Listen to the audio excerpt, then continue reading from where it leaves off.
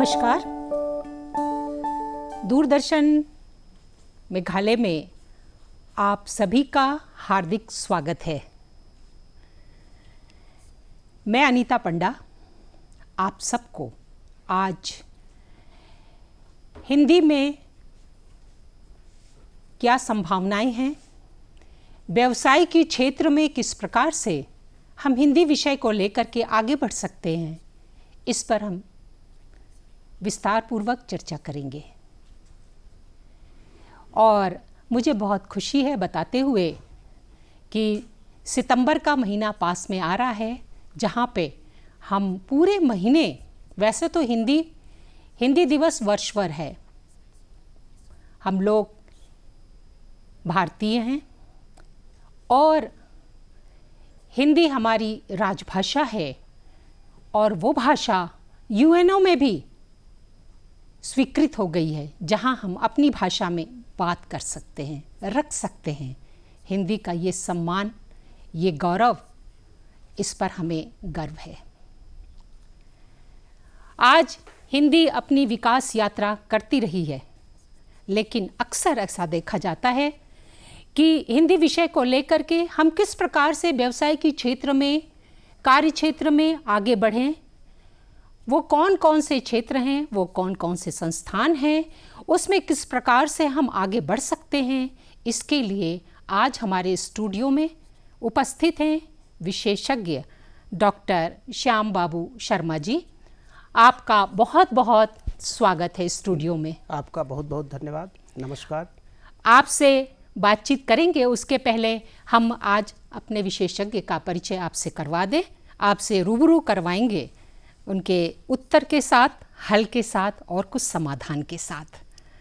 आप काउंसलर हैं इग्नू में, इंदिरा गांधी मुक्त विश्वविद्यालय में, और साथ ही ये लघु कथाकार हैं।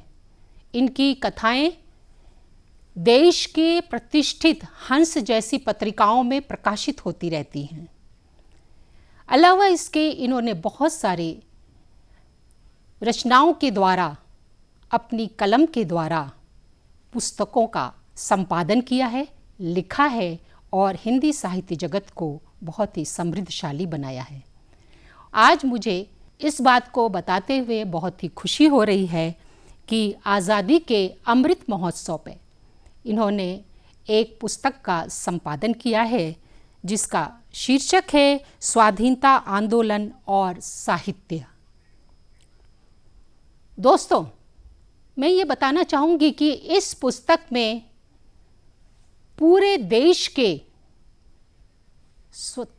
साहित्य का समावेश है, जिसमें भाषा, बोली, स्वाधीनता आंदोलन में उस साहित्य का योगदान जो कि स्वतंत्रता की स्वर्ण भूमि बनी, इसमें समाहित है।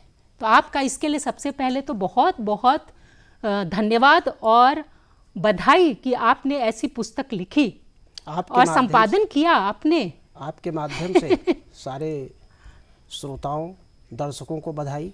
और इस पुस्तक का जो सूत्र है वो यही मेघालय दूरदर्शन था, जहाँ पर हम और आप चर्चा कर रहे थे साहित्य में आज़ादी के स्वर जी। उस चर्चा के बाद उसी दिन शाम को मेरे दिमाग में ये विचार आया जी कि अमृत महोत्सव चल रहा है और उस अमृत महोत्सव में हम अपनी तरफ से कैसे योगदान दे सकते हैं। हम कलमकार, कलम के माध्यम से योगदान दे सकते हैं जी। और इस विषय को जब मैंने बनाया कि स्वाधीनता आंदोलन और साहित्य, तो पहले मेरे मन में विचार आया कि इसको हिंदी तक रखा जाए। फिर लगा कि हिंदी की विविध विधाओं को लेकर इस पर चर्चा हो चुकी है। फिर मैंने कुछ अलग विषयों के विशेषज्ञों से बात किया और उनका जो सहयोग और जो प्रोत्साहन था, उसने निश्चित ही इस किताब को पूर्ण करने में और इस किताब को 6 महीने के अंदर कंप्लीट करने में बहुत बड़ा योगदान दिया। और कश्मीर से कन्याकुमारी तक की सभी भाषाएं, संविधान की 8वीं अनुसूची की 22 भाषाओं में स्वाधीनता की अनुगूंज कैसे है, ये तो इसमें है ही। लोक बोलियां, लोक साहित्य, सिनेमा, जब्तशुदा साहित्य, नाटक, रंगमंच, प्रवासी साहित्य में कैसे स्वाधीनता की गूंज है, इस सब का जो उन विषयों के विशेषज्ञ और दिग्गज लोग थे उनसे निवेदन करके लेख मंगाए गए। 4-5 लोग इसमें परामर्श दाता रखे गए, जिससे कि एक मुकम्मल किताब 75 सालों में हीरक जयंती पर देश के सामने हो और शोधार्थियों, विद्यार्थियों, विद्वानों को ये मार्गदर्शन मिले कि स्वाधीनता आंदोलन में हमारे साहित्य ने जितना योगदान राजनेताओं का था उससे कम कलमकारों का नहीं था। जी, अभी इस पर जितनी बात की जाए तो उतना कम है, क्योंकि आपने कुछ अनदेखे अनछुए पहलुओं को प्रकाशित किया इसमें जी, इस पुस्तक के माध्यम से। इससे काफ़ी पाठकों को लाभ होगा। अब हम आ जाते हैं अपनी बात पे कि हिंदी की यात्रा में किस प्रकार से हिंदी विषय को लेकर के हम इसको व्यवसाय की क्षेत्र में एम्प्लॉयमेंट किस प्रकार से प्राप्त कर सकते हैं, क्योंकि इसको लेकर के एक बड़ी भ्रामक सी स्थिति है, विशेष रूप से पूर्वोत्तर के राज्यों में, कि केवल उनके पास एक यही रहता है कि हिंदी पढ़ लीजिए, हिंदी क्यों पढ़ लें। पहले तो फिर प्रश्न ये है कि हिंदी क्यों पढ़ें। नहीं, मान लीजिए अभी तो थोड़ी जागरूकता आई है, लोग पढ़ रहे हैं जी, उसमें पीएचडी भी हो रही है जी, और उनके पास एक सीधा साधा सा समाधान ये होता है कि भाई कहीं पर हिंदी शिक्षण कर लें या प्रोफेसर बन जाएं या कुछ ऐसा ही होता है। लेकिन आपके माध्यम से हम जानना चाहेंगे कि और कौन कौन से हैं अलावा इसके बारे में भी आप बात करेंगे कि किस प्रकार से शिक्षण के क्षेत्र में आया जा सकता है, और अलावा कौन कौन से ऐसी संभावनाएं बनती हैं जिससे कि हिंदी विषय को लेकर के जो छात्र हैं वो अपना रोजगार देखें। देखिए, ये समझने की ज़रूरत है कि हिंदी को विगत कई दशकों से जी और कई दशकों तक एक इस रूप में रखा गया कि जो वैश्विक भाषा, विदेशी भाषा है, उदारीकृत भाषा है, वो हमारी हिंदी को सुपरसीड करती है। ऐसी मनोग्रंथि और विचार हमारे विद्यार्थियों के अंदर और समाज के अंदर बने हुए थे। उस भाषा का नाम लेने की आवश्यकता नहीं, हम लोग सब लोग जानते हैं जी। और फिर संविधान में प्रावधान किया गया कि 15 साल तक आप हिंदी के बजाय अंग्रेजी में काम करिए और फिर हिंदी को धीरे धीरे स्वीकार करने की कोशिश करें। वो 15 साल से समय बढ़ता गया। परिणाम ये हुआ कि अंग्रेजी का दबदबा अभी तक बना रहा। जी, ये प्रसन्नता की बात है कि इस सरकार ने हिंदी को इतना प्रोत्साहन दिया जो पहले नहीं हुआ, और इस प्रोत्साहन से ये लाभ हो रहा है, ये होना चाहिए कि बच्चों को पहले तो ये पता चले कि हिंदी पढ़ने के लाभ क्या है। उनको ये बचपन से ही ऐसी मान्यता है माता पिता की कि बेटे के लिए एक निश्चित व्यवसाय है और बेटी के लिए एक डॉक्टर बनेगा, एक इंजीनियर बनेगी। हमारे जो एकल परिवार हैं उनमें ऐसी मान्यताएं बनती गई। अब हिंदी क्यों पढ़ें वो, क्योंकि अंग्रेजी की ठसक बड़ी ज़्यादा है। उस अंग्रेजी की ठसक से हिंदी को लोहा लेना है और ये साबित करना है कि हिंदी में मौके कम नहीं है। जी, हिंदी में मौके कम नहीं है, बहुत सारे अवसर हैं। बहुत सारे अवसर हैं। तुलसीदास बाबा ने एक जगह लिखा है, मुझे प्रसंग बस याद आ रहा है कि राख ही न सकई न कही सक जाहू, दुहू भांति उर दारुन दाहू, लिखत सुधाकर लिखिगा राहु। लिखत सुधाकर लिखिगा राहु। हम ला रहे थे हिंदी को और आ गई अंग्रेजी, और ऐसी बैठी कि वो तो चले गए, उनकी ठसक बन गई। जी। अब हिंदी कैसे, अच्छा हम क्या देखते हैं कि हमने ये कागज उठाया, ये अखबार उठाया और हम देखते हैं कि इसमें हमारा क्या है। आप अखबार पढ़ते हैं, अखबार में देखिए सबके लिए अलग अलग कॉलम है। कुछ लोग अपने जिले की न्यूज पढ़ते हैं, कुछ लोग जो महिलाओं का कॉलम है महिलाएं उसको पढ़ती, बच्चे संडे को अपना बच्चे वाला कॉलम पढ़ते, यानी सबके लिए उसमें अलग अलग सामग्री है। जो बौद्धिक लोग होते हैं उनसे अपेक्षा की जाती है कि अखबार का संपादकीय पढ़िए। जी हाँ, मैं वही बोलने वाली थी। अर्थात इससे साबित ये हुआ कि हमारे सामने जो भी विषय आता है तो हम ये देखते हैं कि इससे हमें क्या फायदा होगा, हमारा, हाँ, वो खुला हुआ रूप है कि हमारा क्या फायदा होगा, यानी हमारा सरोकार इससे कितना है। अगर हमारा सरोकार है तो हम उसको देखते हैं और सरोकार नहीं है तो उठा के। तो इसी से प्रश्न आता है ना कि हिंदी से कैसे सरोकार जो है, अब ये सरोकार हिंदी कैसे आपको बिठाती है। जी। अब काका गाघा वो आपने पढ़ा, मात्राएं पढ़ी, फिर वाक्य बनाना सीखा, व्याकरण बनाना सीखा और धीरे धीरे ग्रेजुएशन में गए। अब उसके बाद बच्चों के सामने प्रश्न है कि भाई रोजी रोटी तो चाहिए जी, ये सबसे पहली आवश्यकता है। जी हाँ, राष्ट्र सेवा, देश सेवा जरूरी है, लेकिन सबसे पहले रोटी। हाँ, पेट की क्षुधा अगर शांत नहीं होगी, सारी आग बनी रहेगी, अगर पेट की आग शांत होगी तो तभी आपकी जीवटता, जिजीविषा, कर्मठता सब कुछ रहेगा जी। वो तो चाहिए। अब उसके लिए क्या करें, तो 2 क्षेत्र सबसे पहले हैं, एक तो शैक्षिक क्षेत्र और एक शैक्षिकेतर क्षेत्र, शिक्षा से जुड़ा क्षेत्र, जो सब बच्चे जानते हैं कि भाई हम हिंदी पढ़ेंगे तो हिंदी के टीचर बनेंगे, हाँ, हिंदी का अध्यापन करेंगे, चाहे किसी भी क्षेत्र में करें, वो प्राइमरी में करें, ग्रेजुएट लेवल पे करें, सेकेंडरी तक करें, विश्वविद्यालय स्तर पर करें, यानी वो हिंदी पढ़ाएंगे। तो उसके लिए जानना ये जरूरी है कि अगर हम प्राइमरी के मास्टर बनेंगे तो उसके लिए हमको कितनी हिंदी पढ़नी है, बीएड करना है, मेघालय का टेट करना है, सी टेट करना है, तो फिर केवी में जाना है, ये सब तमाम तरह के प्रावधान है। ऐसा नहीं कि खाली इतनी हिंदी पढ़ लिए और ये देखे कि वो फलाने सर और मैडम ने बताया था कि हिंदी पढ़ने से टीचर बन जाएंगे, नहीं, उसके लिए जितने बैरियर हैं वो तो आपको पास करने पड़ेंगे ना। जी हाँ। जो अर्हताएं हैं उनको आपको क्लियर करने के बाद ही आपको वो पद मिलेगा, हाँ। ऐसे तो नहीं मिलेगा। तो एक तो शैक्षिक हो गया और दूसरा हो गया जो गैर शैक्षिक है, जो शिक्षा से संबंधित नहीं, हाँ, शिक्षण से संबंधित उनको नहीं, आप कह सकते हैं प्रशासनिक सेवाएं, प्रशासनिक सेवाएं, जी, और कुछ कह लीजिए संरचनात्मक सेवाएं जो क्रिएटिव सर्विसेज हैं, कुछ एडमिनिस्ट्रेटिव सर्विसेज हैं, जिनमें हिंदी का क्षेत्र बहुत है।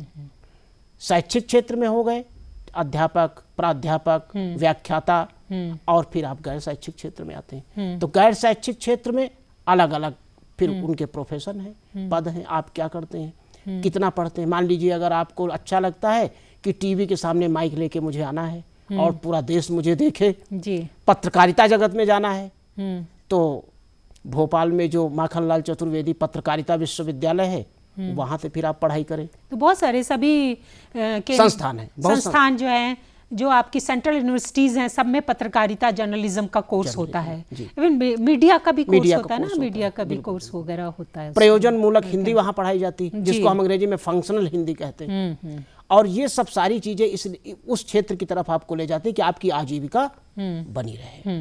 पत्रकारिता में अगर आपको जाना है तो पत्रकारिता जर्नलिज्म एंड मास कम्युनिकेशन का कोर्स करिए, दिल्ली में है, जेएनयू में है, डीयू में हिंदी पढ़ाई जाती है, सेंट्रल यूनिवर्सिटीज में मैक्सिमम जगह हिंदी पढ़ाई जाती है। जो प्रोफेशनल कोर्स, अब देखिए पढ़ाई में भी दो हैं, एक एकेडमिक क्वालिफिकेशन और एक प्रोफेशनल क्वालिफिकेशन। हाँ, ये बताना जरूरी है। ये एकेडमिक क्वालिफिकेशन, तो जो ये आप करते हैं एमए, एमफिल, पीएचडी, ये एकेडमिक क्वालिफिकेशन है। और जब आप करते हैं post graduate diploma in translation, अनुवाद में डिप्लोमा, मास्टर इन ट्रांसलेशन, तो ये प्रोफेशनल डिग्रीज हैं। अच्छा, मैंने इग्नू से जो है अनुवाद का कोर्स किया था जी, अनुवाद का वो किया था। और प्रोफेशन व्यवसाय में तो मैं तो व्यवसाय के लिए नहीं, मैंने ऐसे ही किया था। जी। लेकिन कोर्स इस प्रकार का है कि उसको करने के बाद एक आत्मविश्वास हुआ कि मैं अंग्रेज़ी या किसी और भाषा से जो है हिंदी में अनुवाद कर सकती हूँ, या हिंदी का अंग्रेज़ी में अनुवाद कर सकती हूँ। और कोशिश भी की जी, कई रचनाओं को हिंदी में लिखने की, तो अनुभव काफ़ी अच्छा रहा जी। तो ऐसे जो बच्चे हैं हमारे, जो अनुवाद पे हमारी बात अभी हमने बीच में बोल दिया, आप आगे बताएंगे क्योंकि आप इग्नू से संबंधित हैं, तो किस प्रकार से उसको प्रोफेशनली जो है अनुवादक बन सकते हैं? देखिए, एक तो जो सरकारी सेवाएं हैं जी, पीएसयूज हैं, गैर सरकारी संस्थान हैं, उनमें जो अनुवाद की नौकरी है, सर्विसेज हैं, उसके लिए आपको डिप्लोमा इन ट्रांसलेशन चाहिए। अब डिप्लोमा इन ट्रांसलेशन जो इग्नू का है, ऐसा नहीं कि एक संस्थान का अच्छा है, एक का खराब, सब बहुत अच्छे हैं। और इग्नू की मैं बात करना चाहूँगा, इग्नू का जो डिप्लोमा इन ट्रांसलेशन वो 1 साल का कोर्स है जी। 1 साल पहले आप सारे पेपर्स क्लियर करते हैं कि अनुवाद क्या है, राजभाषा क्या है, राष्ट्रभाषा क्या है, थ्योरी करते हैं। और एक पेपर उसमें होता है प्रोजेक्ट, जिसमें आपको हिंदी से अंग्रेजी और अंग्रेजी से अनुवाद करके जमा करना होता है। उसके पहले की जितनी कवायद है वो आपको इतना मांझ देती है बढ़िया से अंग्रेजी और हिंदी का ग्रामर। देखिए, अनुवादक होने के लिए जो अपेक्षा है वो ये होती है कि अनुवादक को दोनों भाषाओं का बराबर ज्ञान हो जी। अगर ऐसा नहीं है तो 40-60 रेशियो चल सकता है, लेकिन अगर मान लीजिए मैं हिंदी से अंग्रेजी या अंग्रेजी से हिंदी का अनुवादक हूं, तो ये नहीं मान्य होगा कि मेरी हिंदी 70% स्ट्रांग हो और अंग्रेजी 30%, तो फिर मामला बिगड़ जाएगा। जी हाँ, बिल्कुल सही कहा। फिर मामला बिगड़ जाएगा। या अंग्रेजी 70% और हिंदी में वीक हो, 60-40 रेशियो चल सकता है, लेकिन अगर दमदार अनुवाद करना है हिंदी से अंग्रेजी, अंग्रेजी से हिंदी में, या इस भाषा से उस भाषा, स्रोत भाषा से लक्ष्य भाषा, किसी भी भाषा, लक्ष्य भाषा स्रोत भाषा, हाँ किसी भी भाषा में, तो दोनों भाषाओं का मुकम्मल बराबर ज्ञान होना चाहिए। नहीं तो फिर वो अनुवाद बहुत बढ़िया नहीं होगा, उत्कृष्ट नहीं होगा, स्तरीय नहीं होगा। ये तो हो गई सरकारी संस्थानों की बात। अब अगर आप अपने घर में अनुवाद करते हैं, कविताओं का अनुवाद कर रहे हैं, लोक संस्कृति का अनुवाद कर रहे हैं, उसमें ये बिल्कुल आवश्यक नहीं कि आपके पास डिप्लोमा हो। हमारे बहुत सारे अनुवादक हुए हैं जिनके पास डिप्लोमा तो नहीं था।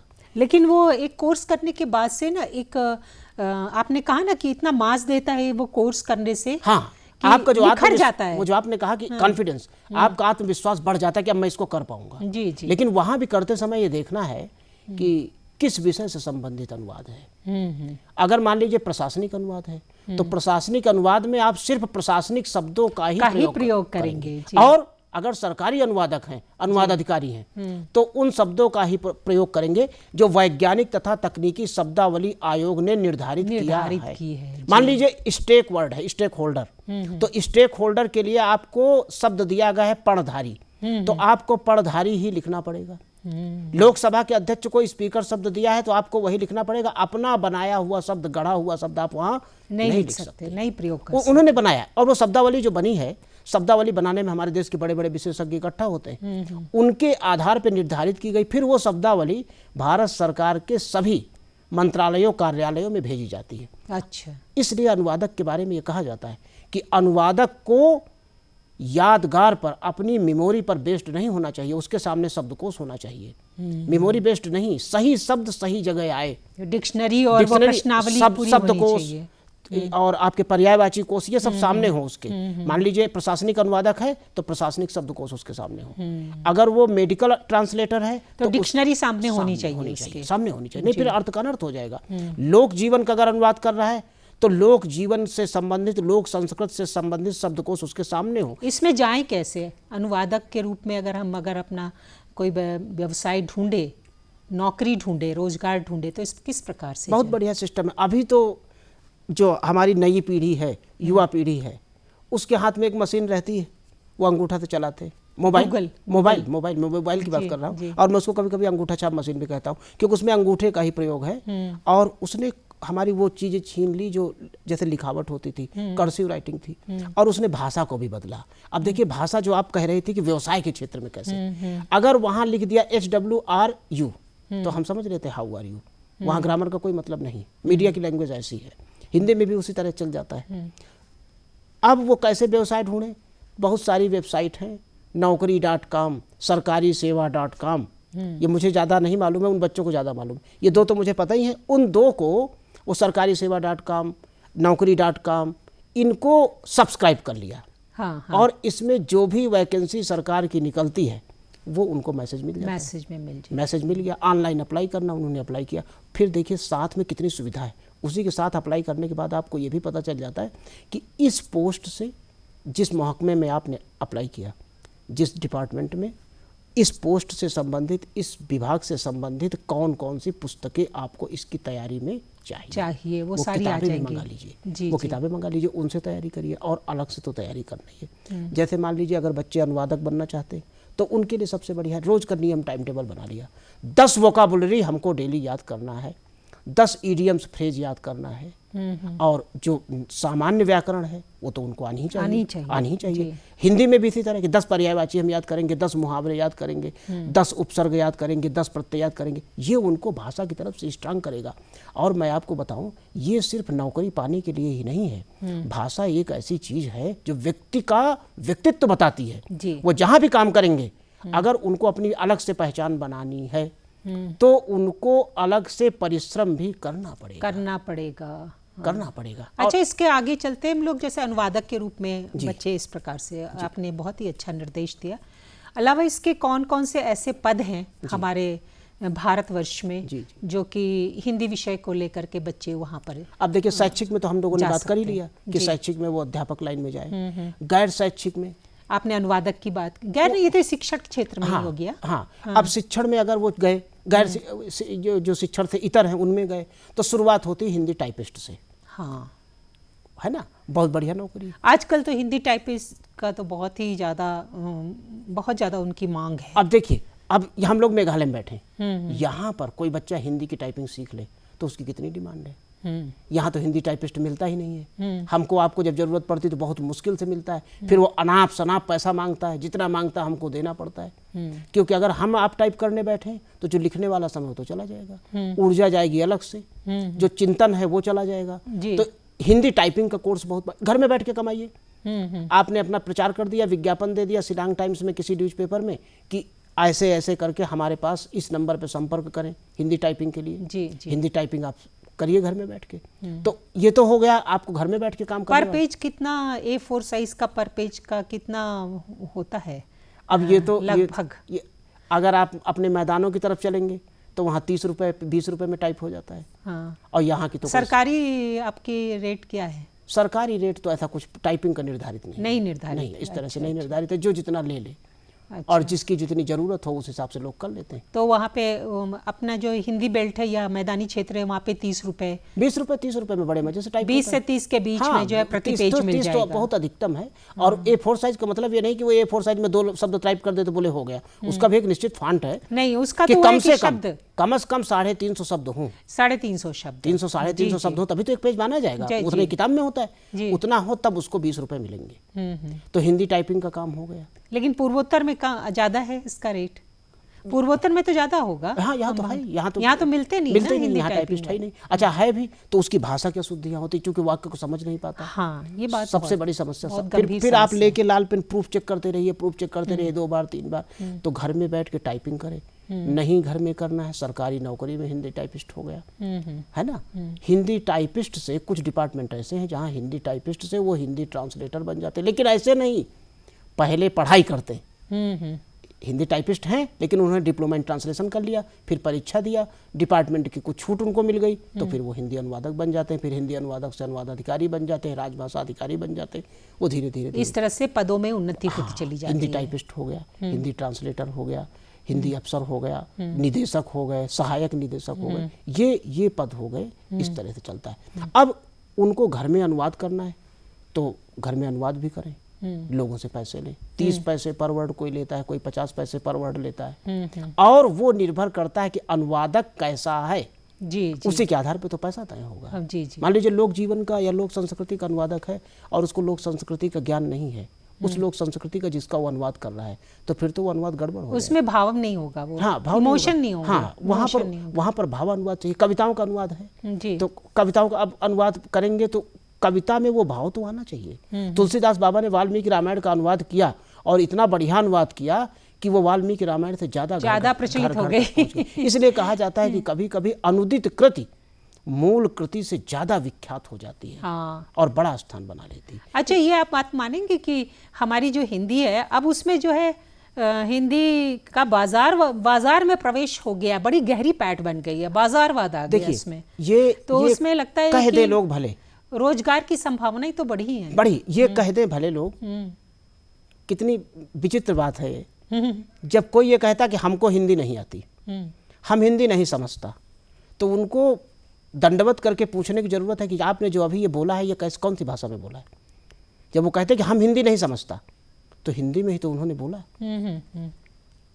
ये तो उन्होंने हिंदी में ही कहा कि हमको हिंदी नहीं आती। इतनी तो हिंदी उनको आती है कि वो ये कह पाए कि हमको हिंदी नहीं आती है। हाँ, तो उसमें आपका जैसे मीडिया है हमारी, और बाजार ने ये मान लिया है कि अगर घर घर में पैठ बनानी है, व्यक्ति तक पैठ बनानी है, तो हिंदी जरूरत है। देखिए, पहले आपको बाजार जाना पड़ता था किसी चीज़ को लाने के लिए। हम लोग जो ये कपड़े पहने हुए हैं, इनको लेने के लिए बाजार जाना पड़ता था। अब बाजार जाने की जरूरत नहीं है। अब बाजार आपके घर तक घुस गया है। आप घर तक कह रहे हैं, मैं कह रहा हूँ घर तक नहीं, आपके जेहन में बाजार घुसा हुआ है। वो मशीन निकालिए जिसको मोबाइल बोलते हैं, और उसमें बाजार उपलब्ध है। अमेजन, फ्लिपकार्ट, कौन से सारी चीज़ें, और जो आपको पसंद हो वो पहुंचा देगा। हाँ, इसमें जो है ना कि जैसे रोजगार के लिए मीडिया जो है, अब देखिए जो आपने कह रहे हैं बाजार की भाषा, ये कौन सी भाषा है? मूव ऑन पेन गान। नहीं, बाजार की भाषा पे बात हो रही है, लेकिन हम रोजगार से जोड़ रहे हैं इससे। किस प्रकार से हिंदी भाषा को पढ़ करके, उसका अध्ययन करके हम बाजार में और मीडिया में बड़ी नौकरी पा सकते हैं। बड़ी कंपनियां ये जिंगल बनाने का पैसा देती हैं। आप विज्ञापन बनाइए हिंदी में, जिंगल बनाइए, मूव ऑन पेन गान, है ना। अब ये बना होगा तो किसी को, अब ये चल गया है ना, अब ये चलाना, ये अब आपका काम है। आप कितना अपने चिंतन का, दिमाग का प्रयोग कर पाते हैं। ब्लॉग लिखिए, ब्लॉग का पैसा मिलता है। यूट्यूब चैनल लोगों ने लॉकडाउन में खूब बनाए, कि उसमें भी नियम है कि भाई इतने सब्सक्राइबर हो जाएंगे तो आपको पैसा मिलेगा विज्ञापन का। करना आपको है, करना आपको है, लेकिन ये न सोचा जाए या न माना जाए कि हिंदी में अवसर नहीं है। बहुत विकराल अवसर हैं, खूब हैं, चारों तरफ हैं, खोजना आपको है। और जो खोज ले जाएगा वो कमा रहा है, और जो नहीं खोज पा रहा है फिर वो तो शिकायत करेगा। तो उसको ऐसा नहीं कि अमुक भाषा में ही रोजगार मिलेगा, भाषा में रोजगार मिलेगा। और अब तो हिंदी के मौके चारों तरफ हैं। Radio jockey, announcer, call centre में जब आप फोन लगाते हैं तो हिंदी में आता है। ये कहाँ से आए सब? यही तो है, हिंदी में वो बोलेगा जरूर। तो ये जो पोस्ट हैं ये नई सृजित हुई हैं कि हिंदी को भी भाई रखा जाए। एक टाइम होता था जब मोबाइल में हम दबाते थे तो उसमें आता था अंग्रेजी के लिए 1 दबाएं, हिंदी के लिए 2 दबाएं। जी। कितनी बड़ी हीनता थी ये। जी, सोचिए इस बात को गंभीरता से कि हिंदी के लिए 2 दबाएं, अंग्रेजी के लिए 1 दबाएं। जी, है ना। वो भाषा सिलेक्शन का जब आता था पॉइंट, तो कीपैड में इसके लिए ये, इसके लिए ये, इसके लिए ये दबाएं, और आता था हिंदी के लिए 1 दबाएं, अंग्रेजी के लिए 2 दबाएं, फिर लोकल भाषा के लिए 3 दबाएं। अन्य भाषा के लिए। अब कम से कम हिंदी को 1 नंबर तो दर्जा मिला। देखिए, मान लीजिए आधा सेकंड में हम लोग बात करें राजभाषा पर, तो नियम साफ साफ है कि जब भी आप लिखेंगे द्विभाषी बाइलैंग्वेज तो हिंदी ऊपर होगी, अंग्रेजी नीचे होगी। हिंदी के अक्षरों का साइज अंग्रेजी के अक्षरों के साइज से कभी भी कम नहीं होगा। ज़्यादा भले न हो लेकिन बराबर होगा। ये सब दर्जा है। तो बहुत खूब क्षेत्र हैं, पत्रकारिता विश्वविद्यालय, BHU, DU, इन सब में पढ़ना है बच्चों को। शैक्षिक गैर शैक्षिक संस्थानों में जाना है। अच्छा, चलते चलते थोड़ा सा, आप तो लेखक हैं, तो किस प्रकार से लेखक भी तो एज ए लेखक जो है व्यवसाय अपना सकते हैं? थोड़ी सी मुश्किल आएगी, और थोड़ा पैसा कम मिलेगा। जैसे मान लीजिए प्रकाशक अब किसी किताब के राइटर को रॉयल्टी नहीं देता, ये बिल्कुल सच बात है। वो बिना पैसे लिए किताब छाप दे, यही बहुत बड़ी बात है। जी। तो रॉयल्टी तो मिलती नहीं। लेकिन कई पत्रिकाएं भारत की ऐसी हैं जिसमें शोध आलेख पर 2000 रुपए तक भी मिलते हैं। पर सरकारी पत्रिकाओं में मिलते हैं, और छपते भी हैं, और कहानियों में मिलते हैं। अच्छा, अब देखिए, आपने अभी कहा कि इनकी कई कहानियों का हंस ने प्रकाशन किया है। हंस अभी आजकल उन कहानियों का ऑडियो रूपांतरण भी करता है, और उनमें से सिलेक्टेड कहानियों को योजना ये है कि कुछ लोग ऐसे हैं जो बहुत आपकी अच्छी कहानी होगी उसकी शॉर्ट टेलीफिल्म भी बनाते हैं। बहुत सुंदर। अब ये सब जब बनाएंगे तो आपको मिलेगा तो है ही, लेकिन परिश्रम करना है, और ये मान के चलना है कि हिंदी में है दम, अवसर नहीं है कम। हिंदी में है दम, अवसर नहीं है कम। अलावा इसके जो है, आपके चलते चलते थोड़ा सा प्रकाश आपने डाला कि जो डॉक्यूमेंट्री है, फिल्में हैं, और ये सब विज्ञापन है, पत्रकारिता है, शैक्षिक सेवाएं, बहुत सारी चीज़ें ऐसी हैं कि जिसमें हिंदी के अनेक अवसर हैं। बस आपको कोशिश करना है, और आप जो लोग ये काम कर रहे हैं उस पर वो करिए, ध्यान से उनको देखिए कि किस प्रकार से कार्य हो रहा है, तो आपकी दिशा जो है बिल्कुल ही साफ हो जाएगी, सही दिशा की ओर चलेंगे। और इन्होंने, जैसे कि हमारे विशेषज्ञ ने बताया कि डॉक्टर शर्मा ने, कि बहुत सारे ऐसे संस्थान हैं जहाँ पर कि हिंदी को लेकर के बहुत सारे संभावनाएं बनती हैं, कोर्स होता है, और हम आगे बढ़ सकते हैं। केवल शैक्षिक संस्थान ही नहीं, गैर शैक्षिक संस्थान भी, जहाँ पर हम अपनी हिंदी को लेकर के रोजगार की तलाश कर सकते हैं और सफल बन सकते हैं। आमतौर पे देखा गया है कि जब हम YouTube चैनल देखते हैं, मीडिया में कुछ चीज़ें देखते हैं, कुछ सुनते हैं, तो देखा है कि जो लोग हिंदी से बहुत ज़्यादा फैमिलियर नहीं है या बहुत ज़्यादा नहीं जानते, फिर भी हमने देखा है कि जो हिंदी में यूट्यूब और ये कुछ कार्यक्रम हैं वो लोग ज़्यादा देखते हैं। बिल्कुल ज़्यादा देखते हैं, यानी कि लोकप्रियता बढ़ रही है, दिन बढ़ रही है आगे, तो संभावनाएं भी बढ़ रही हैं। आपने इतने कम समय में इतनी सुंदर सुंदर जानकारियाँ दी, और बहुत ही ठोस जानकारी दी, और लग रहा था कि ये वार्तालाप यूं ही आगे बढ़ता रहे और कुछ नई जानकारियां भी और भी प्राप्त हों। लेकिन समय की अपनी सीमाएं होती हैं जी। और आप डॉक्टर श्याम बाबू शर्मा जी, जो हमारे आज के विशेषज्ञ हैं, यहाँ पे स्टूडियो में आए और आपने अपनी ज्ञान से और अपनी सूचनाओं के द्वारा हमें लाभान्वित किया, हमारे दर्शकों का मार्गदर्शन किया, इसके लिए हम बहुत बहुत आभारी हैं। आपका हृदय से धन्यवाद। आपको भी धन्यवाद और दर्शकों को भी धन्यवाद। और इसके साथ ही आज जिस विषय पर बातचीत हुई, आशा करती हूँ कि आने वाली नई पीढ़ी को एक नई दिशा मिली होगी। आप अब हिंदी विषय को पढ़ते रहिए, आगे बढ़ते रहिए और सफलताओं को प्राप्त करते रहिए। आगे चल कर के ज़रूर सफलता आपके हाथ मिलेगी। इसके साथ ही मैं अनीता पंडा आपसे पुनः मिलने के लिए बिछड़ती हूँ। धन्यवाद। जय हिंद, जय भारत।